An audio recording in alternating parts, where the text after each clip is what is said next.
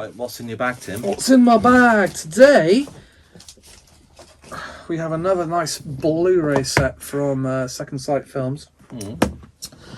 Possessor, Brandon Cronenberg's film. Brandon Cronenberg. Yes. Any relation to Son of David his son? Cronenberg. Isn't it funny how a lot of famous directors' kids go on to got Lynch. Well, you follow in the family footsteps, don't you? Yeah. Jennifer Coppola. Lynch, she never really hit the heights, did she, of her dad? But I think Brandon is certainly at least going to equal David's career with his early films that I've seen so far. So what year is this film? This one came along in... Oh, that's dark. Can barely see that. It's a horror film? Oh, yes. 2019. Okay. So it's the film. He made a film which came out last year called Infinity Pool. That was a very messed up film. This has got quite a sci-fi kind of spin on it. So it's quite sort of kind of like David Cronenberg's earlier films. So I have that kind of sci-fi edge with the body horror, because it's also very sort of body horror as well. Infinity Pool, his newer film, is very messed up. This one is also quite messed up, but you kind of expect that with these kind of directors. There's a certain with the Cronenberg name, there's a certain thing you expect, I think, from it. I don't know how many Cronenberg films I've seen. Is it Videodrome? Was that it? Videodrome's probably one of the most well-known, with Debbie Harry. Yeah, I remember watching that. James Woods. What else was there that you did? Which is... you might remember Scanners was quite a big deal. Yeah. I think a lot of people's favourites was The Fly. In the 80s. He did The Fly, did he? Fly. Oh, yeah. I do like that film. Jeff Goldblum. Yeah. Like Shivers in the 70s. And then he sort of went off the boil a bit in the 90s for me. He did that Crash film, which is really controversial. The sexually explicit one. The people having sex in car wrecks thing. Yeah. And he did the Naked Lunch, which is like an adaptation of the novel I never got on with either. It was really kind of out there.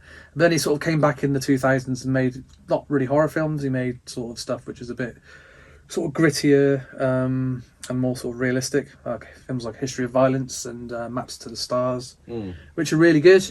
And he's still going today. He made a film called Crimes of the Future. He's actually made a film called Crimes of the Future before, when he was younger. But this is like a newer version which came out maybe last year, the year before. Which it was okay. It wasn't great. There is a Second Sight box set of that actually that's come out recently. But more interesting to me is what his son is doing with this one, and especially with Infinity Pool, which came out more recently. So this one, very very sci-fi. It's kind of almost like probably influenced by The Matrix in that respect. Sort of about assassins controlling other people's bodies with like brain implant stuff. I think. I'm pretty sure I've heard that story before. Yeah. It's all been done before, that kind of thing, hasn't it? But it's done in quite a nasty way in this. It's got some very gross bits in it. So again, nice box. They do these so well. Second Sight and nice box. A nice book. And then again, it's the same as a Green Room one that we've looked at. It's got this kind of arrangement here with the discs inside. So you've got the 4K here, the Blu-ray there.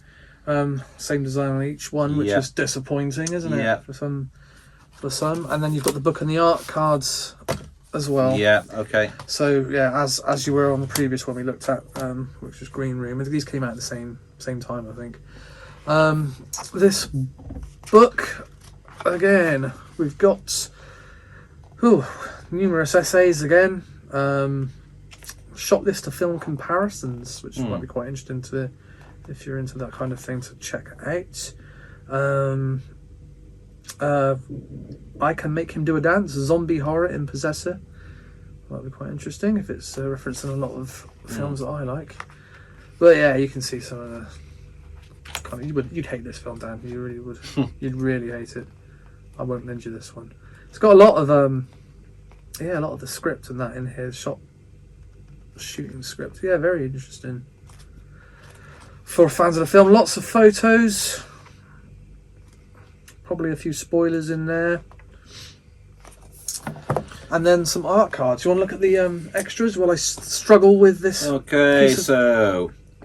excuse me. So, Dolby Vision on this one. Good. Approved by Brandon Cronenberg. Yep. And the cinematographer Karim Hussein. Yep. Commentary by Cronenberg, producer, and the special effects artist. It's got loads, actually. A new interview with Brandon Cronenberg, an interview with Karim Hussein, an interview with Rob Cotterill, Zoe Rose Smith on Possessor, that's a documentary. Yeah. Camera test footage, FX show and tell, an archive featurette for a 2019 film, but not calling it archive a bit of a stretch. Well, I guess you'd say, But that's a look at Possessor. Time, yeah. Another archive featurette. Well, no, there's about 3 more actually. So I'm guessing that those are from the original Blu-ray, which I did have as well. And deleted scenes, so a short film. Please speak continuously and describe your experience as they come to you. Yeah, it's loaded. Yeah. Yeah, you'd expect nothing else from Second Sight there. One of the very, very best in the game. So, yeah, and a section of icky art cards. Yeah, you'd love it, Dan. You really would. Yeah, not my type of film, I don't think. No, possibly not. I do watch some of Possibly these not. films every now and then when I'm in the mood for it. But Yeah, very nice. yeah. This is more of. It is very horrific, but it is very sort of high concept sci-fi Yeah. at heart. So you may enjoy that aspect of it, but there is a lot of gross stuff you'd have to get through as well. So yeah, that's Brandon Cronenberg's Possessor from 88 Films. Go. Very nice. Beautiful Blu-ray and 4K edition.